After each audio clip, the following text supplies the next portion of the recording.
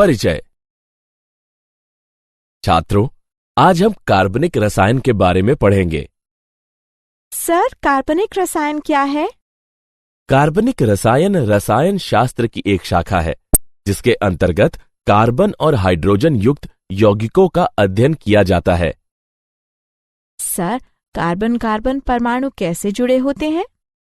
Carbon carbon परमाणु एकल आबंध, द्विआबंध या त्रिआबंध के द्वारा जुड़े होते हैं और कार्बनिक यौगिक में उपस्थित क्रियात्मक समूह इसकी रासायनिक प्रकृति का निर्धारण करते हैं। सर, ये क्रियात्मक समूह क्या होते हैं? किसी कार्बनिक यौगिक में परमाणुओं का एक समूह जो उस यौगिक की रासायनिक अभिक्रियाओं के लिए जिम्मेदार होता है। इस अध्याय में आप कार्बनिक रसायन और कुछ आधारभूत सिद्धांतों के बारे में पढ़ेंगे। उद्देश्य: इस पाठ के अंत में आप निम्न करने में सक्षम हो जाएंगे। कार्बन की चतुर्संयोजकता को परिभाषित करना, पायाबंध के निर्माण का वर्णन करना, कार्बनिक यौगिकों को पूर्ण, संघनित और आबंध रेखा संरचनात्मक सूत्रों के द्वारा निरूपित करना, 3D यानी त्रिविमी सूत्र में कार्बनिक यौगिकों का निरूपण करना, कार्बनिक यौगिकों को वर्गीकृत करना, कार्बनिक यौगिकों की नामकरण पद्धति का वर्णन करना, कार्बन की चतुर्संयोजकता, कार्बनिक यौगिकों की आकृतियां। कार्बनिक रसायन हाइड्रोकार्बन और उसके व्युत्पन्न माने जाने वाले अन्य यौगिकों का अध्ययन है। कुछ कार्बनिक यौगिकों में कार्बन और हाइड्रोजन के अलावा nitrogen, oxygen, sulphur, phosphorus, halogen आदि तत्व भी मौजूद हो सकते हैं। कार्बन यौगिकों की आकृतियां। एक कार्बन परमाणु के ब्रह्मात्म कोश में 4 इलेक्ट्रॉन होते हैं, अतः अपने अष्टक को पूर्ण करने के लिए इसे 4 और इलेक्ट्रॉनों की आवश्यकता होती है। कार्बन परमाणु अपने अष्टक को पूर्ण करने के लिए केवल अपने संयोजी इलेक्ट्रॉनों को अन्य परमाणुओं के साथ सहभाजित कर सकता है, जिसके परिणाम स्वरूप कार्बन परमाणु अपने संयोजी इलेक्ट्रॉनों को अन्य परमाणुओं के साथ सहभाजित कर 4 सहसंयोजक बंधों का निर्माण करता है। इसे कार्बन की चतुर्संयोजकता कहते हैं। उदाहरण: मीथेन, एथीन, एथाइन। कार्बन संकरण में सहभागी हो सकता है और sp, sp2, sp3 संकर कक्षकों का निर्माण कर सकता है। संकरण किसी कार्बनिक यौगिक की आबंध लंबाई तथा आबंध एंथैल्पी को प्रभावित करता है। sp संकरित कक्षक में s गुण अधिक होने के कारण यह नाभिक के समीप होता है और sp3 कक्षक से अधिक सामर्थ्यवान आबंध का निर्माण करता है। sp2 संकरित कक्षक sp और sp3 संकरित कक्षक के मध्यवर्ती होता है। पायाबंधों के कुछ विशिष्ट अभिलक्षण। पायाबंध 2 निकटवर्ती परमाणुओं के p कक्षकों के पार्श्व अतिव्यापन से निर्मित होता है। p कक्षक एक दूसरे के समानांतर और अणु के तल के लंबवत होने चाहिए। पायाबंध कार्बन कार्बन द्विआबंध के चारों ओर घूर्णन प्रतिबंधित कर देता है। पायाबंध बहुआबंध युक्त यौगिकों में इलेक्ट्रॉन आवेश अभ्र उपलब्ध कराता है। कार्बनिक यौगिकों का संरचनात्मक निरूपण। पूर्ण संघनित तथा आबंध रेखा संरचनात्मक सूत्र। कार्बनिक यौगिकों की संरचना को लुईस या बिंदु संरचना, लघु संरचना तथा आबंध रेखा संरचना के द्वारा निरूपित किया जा सकता है। लुईस या बिंदु संरचना को ऋण में प्रदर्शित कर संक्षिप्त किया जा सकता है। एक लघु रेखा एकल आबंध को निरूपित करती है। उदाहरण: प्रोपेन। द्विलघु रेखा द्विआबंध को निरूपित करती है। उदाहरण: प्रोपीन। त्रिलघु रेखा त्रिआबंध को निरूपित करती है। उदाहरण: प्रोपाइन। ऐसे संरचनात्मक निरूपणों को पूर्ण संरचनात्मक सूत्र कहा जाता है। कार्बनिक यौगिकों का संरचनात्मक निरूपण। संघनित संरचनात्मक सूत्र में प्रत्येक कार्बन परमाणु को पृथक पृथक एक के बाद लिखा जाता है। उन कार्बन परमाणुओं से जुड़े समान समूह को कोष्ठक में लिखकर संख्या को पादांक में प्रदर्शित करते हैं। उदाहरण, पूर्ण संरचनात्मक सूत्र। इसके संघनित सूत्र को निम्न प्रकार से लिखा जा सकता है। आबंध रेखा संरचनाएं। इसमें कार्बन और हाइड्रोजन परमाणु नहीं दर्शाए जाते, केवल कार्बन कार्बन परमाणुओं के बीच के आबंध को टेढ़ी मेढ़ी रेखाओं के द्वारा दर्शाया जाता है। कार्बन और हाइड्रोजन के अतिरिक्त परमाणुओं को संरचना में दर्शाया जाता है और सिरे मिथेल समूह को इंगित करते हैं। उदाहरण, butyl chloride, propene, cyclohexane, diethyl ether, dimethyl amine. कार्बनिक यौगिकों का त्रिविमी निरूपण। कागज पर कार्बनिक यौगिकों के त्रिविमी संरचनाओं को ठोस और डैश वेज सूत्र के उपयोग के द्वारा निरूपित किया जाता है। ठोस वेज उस आबंध को दर्शाता है जो कागज के तल से दर्शक की ओर प्रक्षेपी है। डैश वेज दर्शक से दूर जाने वाले आबंध को दर्शाता है। कागज के तल में स्थित आबंध को साधारण रेखा के द्वारा प्रदर्शित किया जा सकता है। उदाहरण, मीथेन।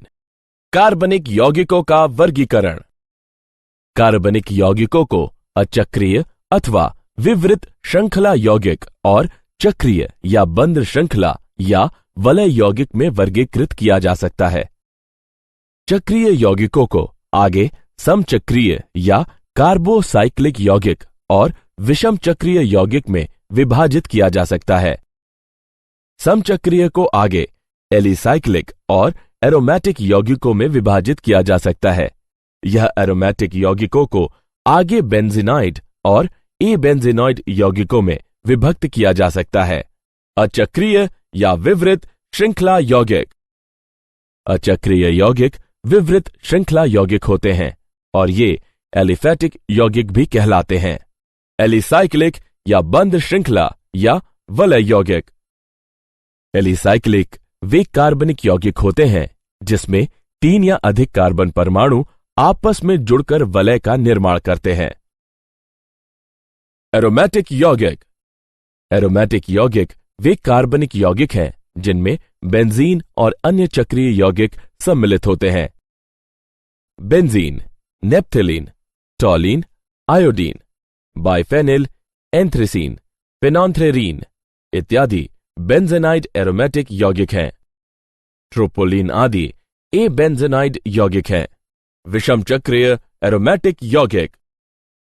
विषम चक्रीय यौगिक एक कार्बनिक यौगिक है जिसमें एक या अधिक कार्बन परमाणु किसी अन्य कार्बन के अतिरिक्त विषम परमाणु से विस्थापित कर दिया जाता है। विषम परमाणु नाइट्रोजन, ऑक्सीजन और सल्फर है। क्रियात्मक समूह या प्रकार्यात्मक समूह। यह किसी कार्बनिक यौगिक में विशिष्ट प्रकार से जुड़ा परमाणु या परमाणुओं का समूह जो उस कार्बनिक यौगिक की रासायनिक अभिक्रियाओं के लिए उत्तरदायी होता है। सजातीय श्रेणियां। एक सजातीय श्रेणी को संरचनात्मक रूप से समान यौगिकों की श्रृंखला के रूप में परिभाषित किया जा सकता है जिसके प्रत्येक क्रमागत सदस्य में एक समूह CH2 इकाई का अंतर होता है। इस श्रेणी का प्रत्येक सदस्य सजात कहलाता है। कार्बनिक यौगिकों की नामकरण पद्धति। नामांकन कार्बनिक यौगिकों को नाम देने की एक सुव्यवस्थित प्रणाली है। कार्बनिक रसायन की प्रारंभिक अवस्था में कार्बनिक यौगिकों का नाम उनके स्रोत जहां से उन्हें प्राप्त किया गया था के आधार पर दिया जाता है। उदाहरण, एसिटिक एसिड का नाम विनेगर से व्युत्पन्न है क्योंकि लैटिन भाषा में विनेगर को एसिटम कहा जाता है। मैथिल एल्कोहल को वुड स्प्रिट का नाम दिया गया था क्योंकि इसे लकड़ी के आसवन से प्राप्त किया गया था। कार्बनिक यौगिकों के ये नाम रूढ़ नाम या सामान्य नाम कहलाते हैं। नामकरण की IUPAC पद्धति। International union of pure and applied chemistry को छोटे रूप में IUPAC लिखा जाता है। इस पद्धति का उपयोग करके हम किसी कार्बनिक यौगिक को एक व्यवस्थित नाम दे सकते हैं। किसी कार्बनिक यौगिक का व्यवस्थित नाम मूल श्रृंखला, क्रियात्मक समूह और शाखा श्रृंखला की पहचान करके व्युत्पन्न किया जा सकता है। मूल नाम में हम उपयुक्त पूर्वलग्न, अनुलग्न को भी संयुक्त करके वास्तविक यौगिक का नाम प्राप्त कर सकते हैं। एल्केनों का IUPAC नामकरण। सीधी श्रृंखला युक्त हाइड्रोकार्बन। इन यौगिकों के नाम मूल श्रृंखला संरचना पर आधारित हैं। इनके अनुलग्न में N तथा इससे पूर्व श्रृंखला में उपस्थित कार्बन परमाणु की संख्या होती है। शाखित श्रृंखला युक्त हाइड्रोकार्बन। इसमें छोटी कार्बन श्रृंखलाएं जनक श्रृंखला के कार्बन परमाणुओं से जुड़ी रहती हैं। ये छोटी कार्बन श्रृंखलाएं यानी शाखाएं एल्किल समूह कहलाती हैं। शाखित श्रृंखला युक्त हाइड्रोकार्बन का नाम देने के लिए जनक श्रृंखला के कार्बन परमाणुओं से जुड़े एल्किल समूह का नाम पूर्व लग्न के रूप में जनक एल्केन के नाम के साथ संयुक्त कर दिया जाता है। संतृप्त हाइड्रोकार्बन के कार्बन से एक हाइड्रोजन परमाणु हटाने पर एल्किल समूह प्राप्त होता है। एल्किल समूह का नाम प्राप्त करने के लिए N को L के द्वारा विस्थापित करते हैं। एल्किल समूह के लिए कुछ संक्षिप्त नाम लिखे जाते हैं, जैसे मेथिल के लिए Me, एथिल के लिए Et। एल्किल समूह की शाखित श्रृंखला संरचना भी हो सकती है। Isopropyl, tert butyl. शाखित श्रृंखला युक्त एल्केनों का नामकरण। नामकरण के नियम निम्नलिखित हैं। सर्वप्रथम हम यौगिक में दीर्घतम कार्बन श्रृंखला का चयन करते हैं।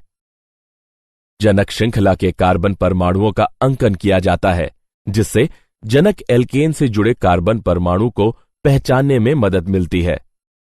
क्रमांकन उस छोर से प्रारंभ करते हैं जिससे शाखित कार्बन परमाणु को लघुतम संभावित अंक मिल सके। अतः दी हुई कार्बन श्रृंखला में क्रमांकन बाईं ओर से दाईं ओर होना चाहिए।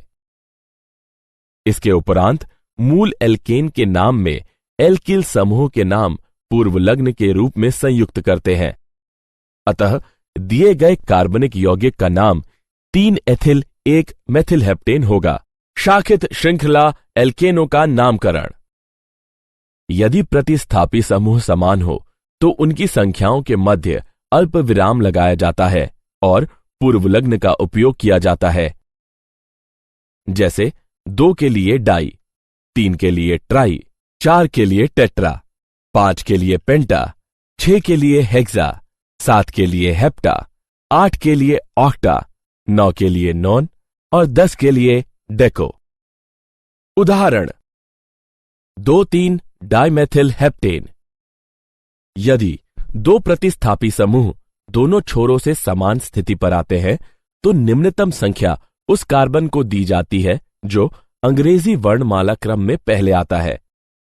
उदाहरण 2 एथिल 5 मेथिल हेक्सेन। कुछ सामान्य IUPAC नाम निम्नलिखित है। सामान्य नाम आइसोप्रोपिल है।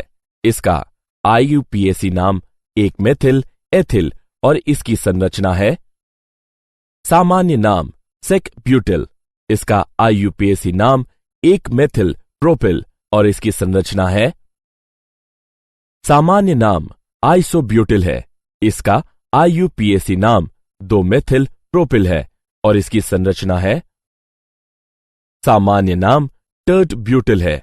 इसका IUPAC नाम 1,1 डाइमेथिल एथिल है और इसकी संरचना है।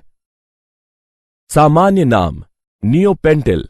इसका IUPAC नाम 2,2 डाइमेथिल प्रोपिल है और इसकी संरचना है। मूल्यांकन। आगे बढ़ने से पहले आइए देखें कि आपने कितना सीखा। सही विकल्प चुनकर रिक्त स्थानों की पूर्ति करें। शाखित श्रृंखला वाले एल्केनों का नामकरण। बहुप्रतिस्थापी समूह वाले यौगिकों के नामकरण में निम्नलिखित नियमों को ध्यान में रखना आवश्यक है। यदि कार्बन की समान संख्या वाली 2 श्रृंखलाएं हैं तो ज्यादा शाखा श्रृंखला वाली श्रृंखला को चुना जाता है। श्रृंखला का अंकन उस छोर से प्रारंभ किया जाता है जिस ओर से प्रतिस्थापी को निम्नतम अंक प्राप्त हो। उदाहरण, दिए हुए यौगिक का IUPAC नाम 4,2,2 डाइमेथिल प्रोपिल ऑक्टेन है। चक्रीय यौगिक। एकल आबंध वाले समचक्रीय यौगिकों का नाम संबंधित विवृत श्रृंखला एल्केन के नाम में साइक्लोपूर्वलग्न लगाकर प्राप्त करते हैं। उदाहरण, साइक्लोब्यूटेन, साइक्लोपेंटेन, साइक्लोहेक्सेन। क्रियात्मक समूह वाले कार्बनिक यौगिकों का नामकरण। क्रियात्मक समूह किसी कार्बनिक यौगिक की रासायनिक अभिक्रियाशीलता की प्रवृत्ति को परिभाषित करता है। बहुक्रियात्मक समूह वाले यौगिकों में एक क्रियात्मक समूह को मुख्य क्रियात्मक समूह मान लिया जाता है। उचित पूर्वलग्नों का उपयोग करते हुए और बाकी बचे हुए क्रियात्मक समूहों को प्रतिस्थापी मान उस यौगिकों को नाम दिया जाता है। कुछ क्रियात्मक समूहों की तालिका निम्नलिखित है। प्राथमिकता के आधार पर क्रियात्मक समूहों का घटता हुआ क्रम निम्नलिखित है। कार्बोक्सिलिक अम्ल, acid anhydride, ester, acid chloride, amide, nitrile, aldehyde, ketone, alcohol, amine, alkane, alkene, alkyne, halo, nitro, alkoxy, alkyl. उदाहरण, हम निम्नलिखित कार्बनिक यौगिकों के IUPAC नाम लिखेंगे। यहां मूल शब्द ब्यूट है और अनुलग्न एन है। यहां दो क्रियात्मक समूह है, कीटोन और एल्कोहल। एल्कोहल समूह की अपेक्षा कीटोन समूह को उच्च प्राथमिकता प्राप्त है। अतः द्वितीयक अनुलग्न ओन होगा। पूर्वलग्न मेथिल और हाइड्रोक्सिल होंगे। अतः नाम होगा 3 हाइड्रोक्सी, 3 मेथिल ब्यूटेन, 2 ओन। प्रतिस्थापी बेंजीन व्युत्पन्नों की नामकरण पद्धति। बेंजीन व्युत्पन्नों का नाम प्राप्त करने के लिए प्रतिस्थापी समूह का नाम पूर्वलग्न के रूप में बेंजीन शब्द से पूर्व लिखते हैं। उदाहरण, bromobenzene, tert butyl benzene, nitrobenzene. यदि एक से अधिक प्रतिस्थापी समूह बेंजीन वलय से जुड़े हुए हैं तो बेंजीन व्युत्पन्न में प्रतिस्थापी समूहों की स्थितियां संख्या में दर्शाई जाती हैं। वलय के कार्बन परमाणुओं का क्रमांकन इस तरह से किया जाता है कि प्रतिस्थापी समूह वाली स्थितियों को न्यूनतम संख्या मिल सके। उदाहरण, 1,2 डाइनाइट्रोबेंजीन, 1,3 ट्राइनाइट्रोबेंजीन, 1,4 डाइनाइट्रोबेंजीन। रूढ़ पद्धति में ortho O, Meta M, para P पूर्वलग्नों को संबंधित स्थितियों क्रमशः 1, 2, 1, 3 और 1, 4 को दर्शाने के उपयोग में लाया जाता है। उदाहरण, ortho dinitrobenzene, meta dinitrobenzene, para dinitrobenzene. Benzene व्युत्पन्नों की नामकरण पद्धति। ऑर्थ्री, मेटा और पैरा पूर्वलग्नों को 2 से अधिक प्रतिस्थापी वाले बेंजीन वलय के लिए उपयोग में नहीं लाया जाता है और यौगिकों का नामकरण प्रतिस्थापियों की स्थितियों को बेंजीन वलय में निम्नतम संख्या प्रदान करके किया जाता है। मूल यौगिक के प्रतिस्थापी की स्थिति को संख्या 1 देकर इस प्रकार क्रमांकन किया जाता है कि अन्य प्रतिस्थापियों को निम्नतम संख्या मिले। प्रतिस्थापियों के नाम अंग्रेजी वर्णमाला क्रम में लिखे जाते हैं। उदाहरण, हम फ्लोरीन को संख्या क्रम 1 देते हैं जिससे नाइट्रो को 2 और एथिल को 4 क्रमांक प्राप्त होता है। इस यौगिक को अंग्रेजी वर्णमाला क्रम में लिखा जा सकता है 4 एथिल, 1 फ्लोरो, 2 नाइट्रोबेंजीन। जब बेंजीन वलय और क्रियात्मक समूह एल्केन से जुड़े रहते हैं तब बेंजीन वलय को प्रतिस्थापी माना जाता है। फेनिल नाम C6H5 को दर्शाने के लिए उपयोग में लाया जाता है। क्या आप जानते हैं, मैसेंजर अंतरिक्ष यान ने बुध ग्रह पर न सिर्फ जल और बर्फ के अस्तित्व का खुलासा किया और साक्ष्य प्रस्तुत किए बल्कि कई जगहों पर यह बर्फ 10 सेंटीमीटर मोटी कालिख जैसे कार्बनिक पदार्थ की परत से ढकी हुई प्रतीत होती है। सारांश। आइए हमने जो कुछ सीखा है उसे संक्षेप में दोहराएं। कार्बनिक रसायन हाइड्रोकार्बन और उसके व्युत्पन्न माने जाने वाले अन्य यौगिकों का अध्ययन है। कार्बन एक चतुर्संयोजी यौगिक है। पायाबंध दो निकटवर्ती परमाणुओं के पी कक्षकों के पार्श्व अतिव्यापन से निर्मित होता है। कार्बनिक यौगिकों को पूर्ण संघनित और आबंध द्विरेखा संरचनात्मक सूत्र के द्वारा प्रदर्शित किया जा सकता है। त्रिविमी यानी 3D निरूपण में ठोस वेज उस आबंध को दर्शाता है जो कागज के तल से दर्शक की ओर प्रक्षेपी हैं, और डैश वेज दर्शक के दूर आबंध को दर्शाता है। अचक्रीय यौगिक विवृत श्रृंखला संरचनाएं हैं, जबकि एलिसाइक्लिक वे कार्बनिक यौगिक हैं जो आपस में एक वलय में जुड़े रहते हैं। क्रियात्मक समूह किसी यौगिक में उपस्थित परमाणुओं का ऐसा विशिष्ट समूह है जो उस यौगिक की रासायनिक अभिक्रिया के लिए जिम्मेदार होता है। कार्बनिक यौगिकों का नाम नामकरण पद्धति के अनुसार दिया जाता है। ऋण पद्धति में ortho O, Meta M, para P पूर्वलग्नों को बेंजीन वलय की संबंधित स्थितियों क्रमशः 1,2, 1,3 और 1,4 को दर्शाने के लिए उपयोग में लाया जाता है।